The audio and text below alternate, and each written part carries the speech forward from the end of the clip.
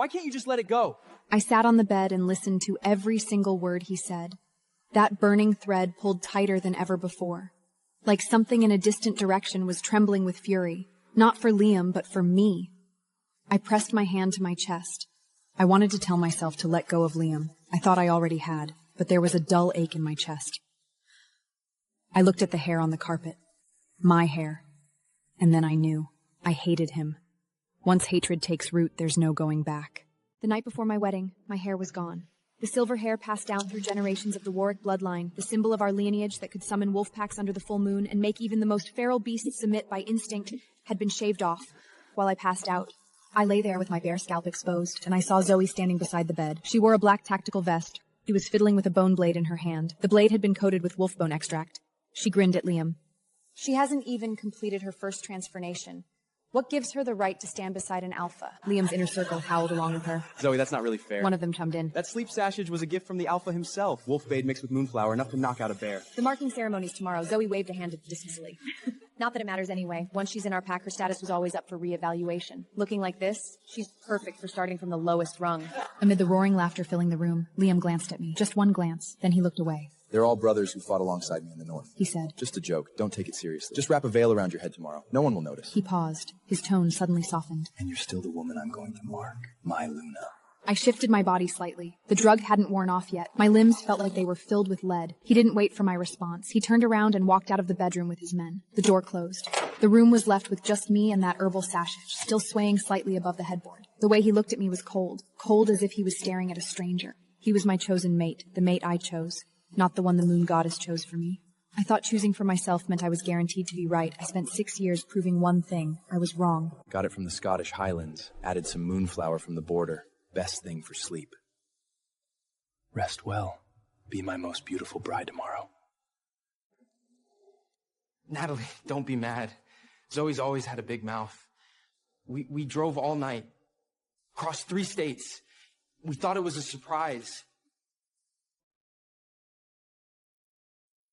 I looked at the hair scattered across the carpet. It was dead. Living silver hair flowed with moonlight. When my grandmother died, her hair was silver to the very last strand. My mother broke a leg, and her hair still fell silver to her waist. That was the power of the Warwick she-wolves bloodline. Not decoration, but a vessel of strength. The root of sensing beasts, calling upon moonlight, and shielding the pack. Now it lay like snipped, dead electrical wires, blanketing the floor in a dark mass. The moment it left my scalp, the luster died. I tried to extend my senses, reaching toward the window. Nothing. That sensory domain, once as clear as flowing water, felt like it had been filled with cement overnight. As if something, at some point, had already died, and I didn't even know when that moment had started. I was just curious. What kind of woman is worthy of Alpha Liam's mark? Now I see. Unworthy. Every wolf in that room understood exactly what she meant. Chosen mate. Pledged mate.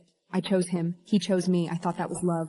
It wasn't until tonight that I realized this so-called choice was nothing but a handout he could snatch back whenever he felt like it. Natalie. Zoe meant no harm. She's been like this since we were kids. Never thinks before she speaks. Don't hold it against her. Whether I think you're worthy or not, Liam's still gonna mark you. So what are you still upset about? Just drape a long veil over your head tomorrow? Who's going notice? I said nothing. I didn't cry either. From the moment I woke up until now, not a single tear had fallen. Liam sighed and reached for my hand. I pulled away. He froze. He probably never imagined I would pull away. After they left, I sat there, pressing my palms against my temples. That pain was back. Not the stinging from having my hair shaved off, but something deeper, a burning sensation, like something was struggling desperately to break out from within. This feeling had actually been following me for 6 years now. Zoe is my second in command. She has no filter, but she means well. Let's leave it at that, okay? His voice softened. His calming scent washed over me. Natalie, I gave you the Sanch. If I knew Zoe would use it to pull something like this, He didn't finish. I looked at his face. A face I had looked at for so many years. 12 years old, a bunch of young wolves were bullying me. Liam shattered one of their jaws. He got suspended for a month. He said it was worth it. 15. My first awakening. But it wasn't a full wolf form, just the senses. He showed up at my father's estate gore the very next morning. He didn't wait a single day. That very day, Something deep within my scalp trembled lightly, like the tip of a thread quietly pulling taut in a certain direction. I paid it no attention. All I saw was Liam standing in the morning light, his eyes red-rimmed. 18. Before he was deployed to the north, he gripped my hand at the airport, eyes reddening, and said he'd come back. And hold the marking ceremony with me. He spent 3 years out there. I spent 3 years waiting for him in my apartment in New York. Every full moon, that thread buried deep in my soul would burn hot once. I thought it was longing. And now, that sachet was still hanging above the headboard, making me sick. I didn't press him for more answers. The answers no longer mattered. Did he know about Zoe's plan? Did it make a difference? He indulged her, like he always did. That wasn't the first time he'd indulged her at my expense. Hey folks, you've just witnessed some intense drama first. The bride, too, gets humiliated by her future in-laws right after the wedding. Then, there's a family conspiracy to take back the bride price and steal her money, and she's pregnant, but she's not going to take it lying down.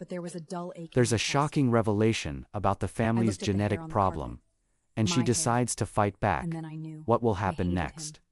Will she really abort the baby? How will she deal with the money, stealing in-laws? The plot thickens with each episode.